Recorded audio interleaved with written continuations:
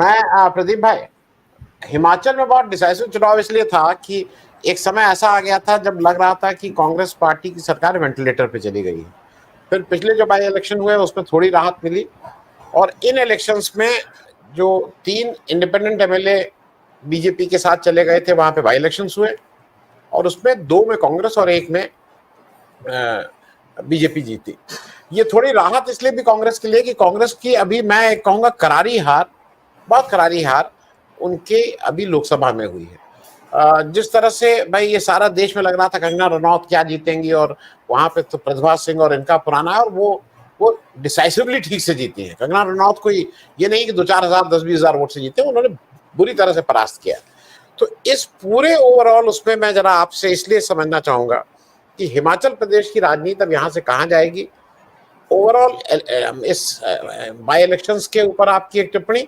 और एक टिप्पणी मैं जानबूझ के इस बात को इसलिए रेखांकित कर रहा हूं कि हमारी एक दर्शक भी कह रहे हैं, इस देश में जहां करीब 85 करोड़ लोग 5 किलो अनाज पे रह रहे हैं, वहां पे जो फिल्दी शो ऑफ वेल्थ कर रहे हैं मुकेश अंबानी जी, मुझे लगता है 100 से ऊपर चार्टर प्लेन किए हैं। और ये प्रोफेसर मिश्रा, मैं व्यक्तिगत रूप से कुछ लोगों को जानता हूं जहां पे मॉनिटर डे टू डे सुबह शाम किया जा रहा है कि आइए आइए आइए आइए, और किसी ने कहा कि मैं आ जाऊंगा भाई, कहा गया नहीं नहीं आप होटल बताइए, मैं होटल, तो ये कहा गया नहीं नहीं हम, उन्होंने कहा कि बंबई के सारे होटल बुक हैं, बंबई में कल से सबसे कहा गया है कि वर्क फ्रॉम होम, बंबई बंद कर दी गई है। और जिस तरह का जो ये मतलब मैं इसलिए इसको कह रहा हूं कि आप बिल्कुल आप अपना अकेला जो करना चाहिए करिए, लेकिन ये शो ऑफ स्ट्रेंथ ये है इस देश में कि मेरे यहां कौन नहीं आएगा, किसकी हिम्मत ऐसी है। और इसलिए मैं राहुल गांधी की बात कर रहा हूं, अदरवाइज कोई बात नहीं थी, और राहुल गांधी को इसमें स्टेटमेंट देने की कोई जरूरत भी नहीं है। But he has shown it very, मेरे मन में राहुल गांधी के लिए बहुत इज्जत घट जाती अगर वो अंबानी जी की शादी में चले जाते, लेकिन नहीं जाके उन्होंने एक बहुत बड़ा मैसेज दिया है लोगों को, उनके पूरा परिवार नहीं गया है, और उन्होंने एक ठीक से मैसेज दिया है कि कौन क्या है। ठीक है, इलेक्शन होते हैं, पैसे की जरूरत है, सब कुछ है, लेकिन कुछ बेसिक प्रिंसिपल्स होते हैं which are not to be compromise. मैं प्रदीप जी एक उस पर भी टिप्पणी आपकी चाहूंगा पहले, लेकिन हिमाचल इलेक्शन, ओवरऑल इलेक्शन और फिर इस पे। देखिए आनंद भाई, हिमाचल में जो आज मैंडेट मिला है 2-1 का, उसके बाद स्थितियां वो 2022 वाली फिर से आ गई। 2022 में जब चुनाव हुए थे विधानसभा के, तब 68 में से 40 सीट कांग्रेस के पास मिली थी, और आज 2 जीतने के बाद फिर आंकड़ा 40 पे ही पहुंच गया है। जो लोकसभा चुनाव के साथ 6 विधानसभा उपचुनाव हुए थे, वो कांग्रेस के बागी थे, जो कांग्रेस से बगावत करके बीजेपी में चले गए थे। लोगों ने 6 में से 4 को रिजेक्ट कर दिए, 2 वहां जीते बीजेपी के, 4 कांग्रेस के, और अब 3 में से ये तीनों इंडिपेंडेंट थे। ये भी एक्चुअल में बीजेपी ने एक हिसाब से बलि के बकरे बनाए, ये अच्छे खासे इंडिपेंडेंट थे, बीजेपी को सपोर्ट कर रहे थे, लेकिन बीजेपी को लगा कि हमारी सरकार बन जाएगी तो कहीं ये कुछ बार्गेन न करने लग जाए, तो इसलिए इनको अपने टिकट पे जिता के अपनी पार्टी में शामिल कर लो। अब मामला उल्टा पड़ गया, वहां 6 में से 4 हार गए, यहाँ 3 में से 2 हार गए। तो ये अब फिलहाल तो जो कांग्रेस की सरकार है वो बड़ी सेफ हो गई है यहाँ पर। फिलहाल जनता ने जो दोनों उपचुनाव में मैंडेट दिया, उसके बाद लोगों को बगावत करने से पहले अब 10 बार कोई सोचेगा कि भाई जनता रिजेक्ट कर रही है, जनता ऐसे लोगों को नहीं मान रही, तो इसलिए तो सुक्खू जी सेफ हो गए। और दूसरी बात, उनकी अपनी पत्नी चुनाव पर लड़ रही थी ऐसी विधानसभा से 13 से, जहां पर पिछले 3-4 चुनाव से बीजेपी जीत रही थी, तो उनकी साख दांव पे लगी हुई थी, वो भी जीत गई है, उनकी पत्नी भी जीत गई है। रही बात लोकसभा चुनाव की, देखिए लोकसभा चुनाव में दरअसल अपनी आपस की गलती की वजह से कांग्रेस हारी, वहां पर नहीं तो सबसे बड़ी बात तो कांग्रेस, जैसे आपने कंगना का नाम दिया, वो नहीं जीतनी थी। मुख्यमंत्री जो है वो पूरे लग गए अपनी सरकार बचाने के लिए, उनको वो विधानसभा उपचुनाव जीतने जरूरी थे। तो कांग्रेस के अंदर से ही एक नारा निकाला गया कि 1 वोट पीएम को, 1 वोट सीएम को। लोगों में वो नारा चला गया कि भाई चलिए पीएम के लिए मोदी को दे देते हैं, सीएम के लिए सुक्खू को दे देते हैं, तो 4 सीटें सुक्खू के हाथ में दे दी।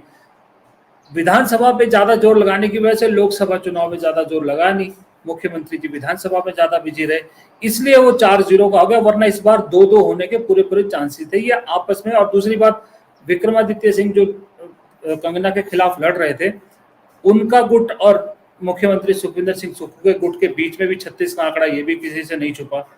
दोनों ने एक दूसरे की जड़ें काटने के लिए खूब काम किया लोकसभा चुनाव में। तो पर विधानसभा चुनाव ऐसे जगह पर पड़े, पिछले उपचुनाव भी ये भी, जो विक्रमादित्य सिंह के पहुंच से बाहर के थे।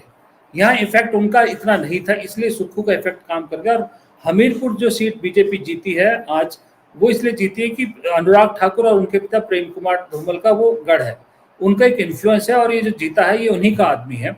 तो और सुखविंदर सिंह सुक्खू भी थोड़े से धूमल जी के क्लोज हैं, ये किसी से नहीं छुपा, तो उन्होंने उतना जोर वहां नहीं लगाया, इसलिए बीजेपी को मिल गई। तो ये बात तो तय हो गई कि आंकड़ा जनता ने वापस, हिमाचल की जनता ने तो वहीं पहुंचा दिया जहां पर 2022 के विधानसभा चुनाव में पहुंचा था।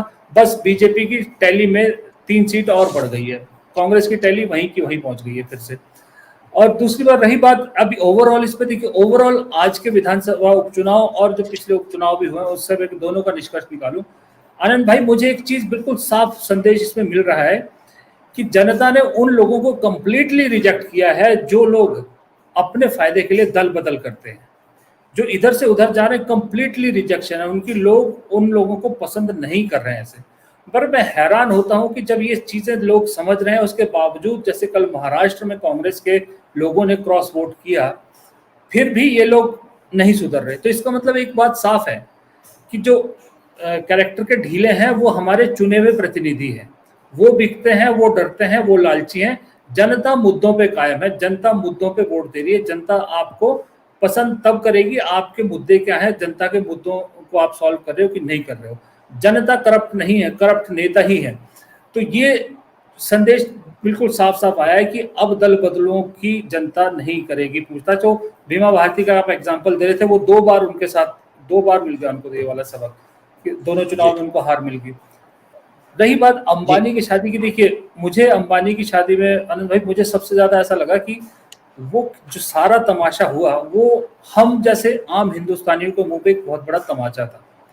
तमाचा इसलिए था कि भाई जिन नेताओं से मिलने के लिए हम लोग कतार लगाए खड़े रहते हैं, हाथ जोड़े खड़े रहते हैं, जिन अभिनेताओं को देखने के लिए हम पागलों की तरह भीड़ में घुसते हैं, जिन क्रिकेटर्स को देखने के लिए हम पागलों की तरह भी मुंबई की सड़कों पे आपने देखा था, उन्हें एक पैसे वाला आदमी कैसे अपनी बारात में नचाता है। 78-80 साल का रजनीकांत भी नाचता है, शाहरुख खान भी नाचता है, धोनी भी नाचता है। वो पैसे की पावर दिखा रहा था। तो तमाचा हम लोगों के मुंह पे है जो हम इन नेताओं को, इन स्टार्स को स्टार्स बनाते हैं। उन्होंने अपनी पावर दिखाई कि पैसा जो है, इसलिए इंटरनेशनल मीडिया ने, अपनी मीडिया तो कोई कवर नहीं कर रही, इंटरनेशनल मीडिया की जो कवरेज है वो इस एंगल पे है कि इतना बेतहाशा पैसा क्यों खर्चा किया जा रहा है। मैं कहीं पढ़ रहा था, पता नहीं किस इंटरनेशनल उसमें, कि उन्होंने लिखा था कि अगर 5000 करोड़ इंडियन रुपीज के हिसाब से इस पर खर्च किया जा रहा है, जो डिस्पैरिटी इस टाइम इंडिया में है अमीरों और गरीबों के बीच में, अगर वो 5000 करोड़ रुपया किसी 5000 गरीब परिवारों में या 50,000 गरीब परिवारों में बांटा जाता तो कितना फर्क पड़ता। और शादी फिर भी होनी थी, शादी ऐसा तो नहीं हो कि नहीं होती। और दूसरी बात, शायद अगर अंबानी आराम से मतलब नॉर्मल शादी करते तो हम सब लोग तारीफ कर रहे होते आज उनकी बैठ के कि देखिए इतना अमीर आदमी होने के बावजूद भी सादगी से शादी कर रहा है, कितनी सादगी से कर रहा है। तो ये मुझे ये बड़ा अजीब लगा कि तमाचा हम लोग के मुंह पर। राहुल गांधी नहीं गए।